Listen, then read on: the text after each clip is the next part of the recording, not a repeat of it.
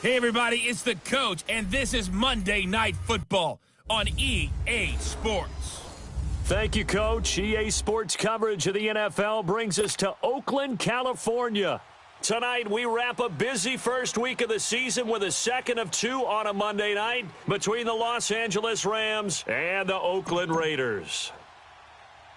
No more training camp, no more exhibitions. The 2018 NFL season on EA Sports is underway. This will be taken very short. And they'll have good starting field position as he's up just shy of the 40. So out come the Rams now for their first possession. They'll be quarterbacked by Jared Goff, a third-year man out of Cal and the Novato, California native. It always comes down to the talent of a player first, but never underestimate what good coaching can do for you as well. How about Jared Goff, 0-7 as a rookie to 11-4 in an NFC West title in his second season? The arrival of Sean McVay and his staff, they really jumped up his game. 28 touchdowns, just 7 interceptions in 2017. Now here's a pass on first down that's knocked away and incomplete. And quickly now, here's a look at the Rams offense. I love watching Todd Gurley play because I think back to when he got drafted and so many people question taking him back that high. Well, you see exactly why. His ability to run, catch, and lead, it's a heck of a combination, and he leads the Rams. On 2nd and 10, Goff toward the left sideline, but it's incomplete. Robert Woods, former USC man, the intended target, and that takes us from second to third down.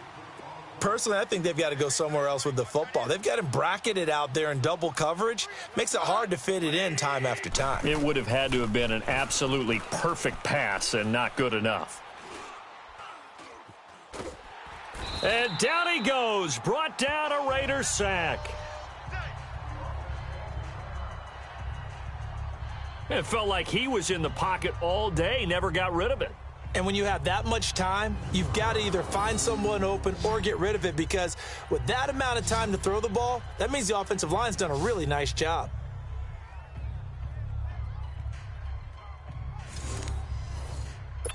So on 4th down, here's Johnny Hecker to punt it away.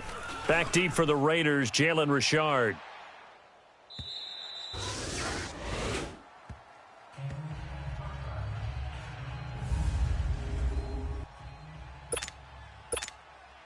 Carr and the Raiders come up 1st and 10 at the 20.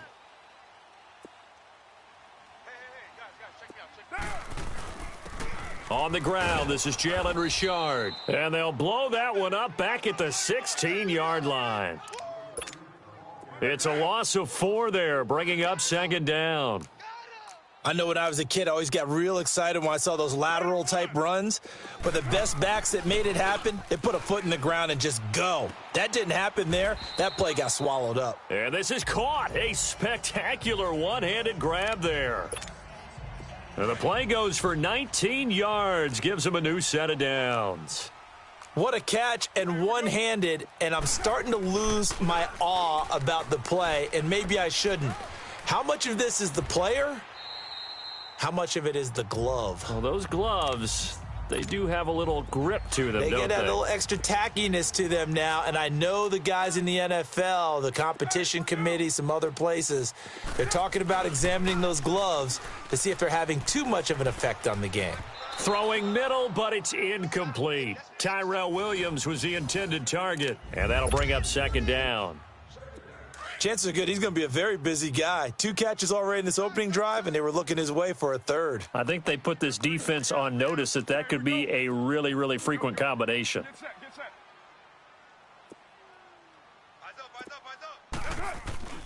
On play action, now Carr. Now he's going to let it go deep right sideline. He rifles one that's intercepted. Picked up by John Johnson. And a big turnover there as his guys will get the football back. Okay, it's real simple to say from here, but we know that sometimes as a quarterback, you've got to know when to say when and just throw it away. Flushed out to the right, tries to make something out of nothing here, and he winds up floating one downfield that gets intercepted. And he'll find a little space. He gets us up near the 10. It's a 7-yard carry to set them up with a 2nd and 3. And that's a nice gain by him on first down, picking up some key yardage.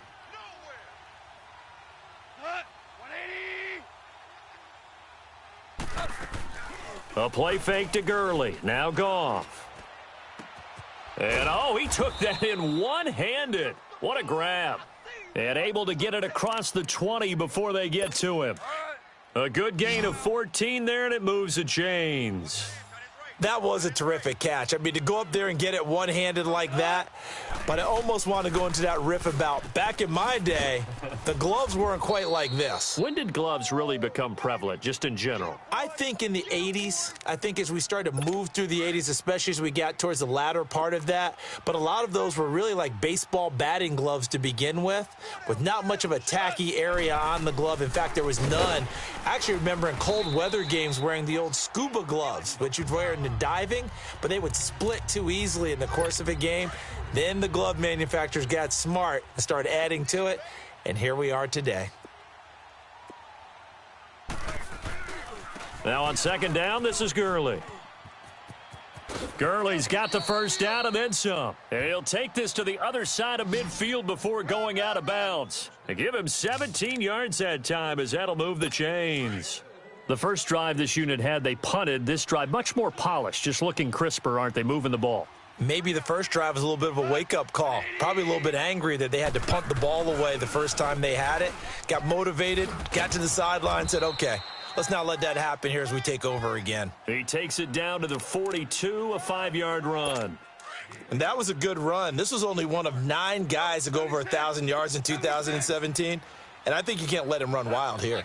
What do you think, 100 yards, the measuring stick? Always. That is the threshold. You want to keep him under that if you want to play good defense. And here he'll be brought down a little shy of the 35 at the 36.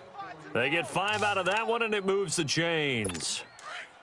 I know flashy plays, splashy plays, as people like to call them, that attracts a lot of attention. But let's face it, when you're efficient, that can control a ball game. And I love the game plan they've got going right now. Back-to-back 5-yard gains. Didn't force the ball downfield. Picked it up on the ground. Yeah, offensive line, they're getting it done.